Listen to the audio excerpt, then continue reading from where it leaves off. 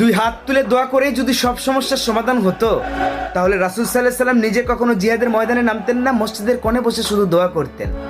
কাবা শরীফের ইমাম সহ মুসল্লিরা ফিলিস্তিনের জন্য দোয়া করেছে, আলহামদুলিল্লাহ, অনেক ভালো কথা। আল আকসা মুসলমানদের প্রথম কেবলা, আর সেই কেবলাকে রক্ষা করতে গিয়ে যুদ্ধ করতেছে ফিলিস্তিনের ছোট ছোট মাসুম বাচ্চারা, আর আমরা বিশ্বের 200 কোটি মুসলমানরা চেয়ে চেয়ে তার শুধু তামসা দেখতেছি।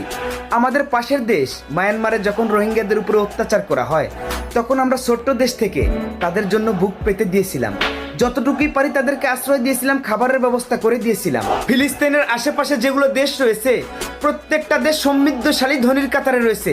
তারা যদি ইচ্ছা করে ফিলিস্তিনের শিশুরা যুদ্ধে মারা যাবে, কিন্তু কখনো না খেয়ে মারা যাবে না। মনে রেখো হে ফিলিস্তিনের আশেপাশে দেশগুলা, আজকে যে ফিলিস্তিনের শিশুগুলো না খেয়ে মরে যাচ্ছে, কিয়ামতের ময়দানে ইনশাল্লাহ তারা জান্নাতের খাবার খাবে, আর তোমরা শুধু চেয়ে চেয়ে দেখবে আর আফসোস করবে।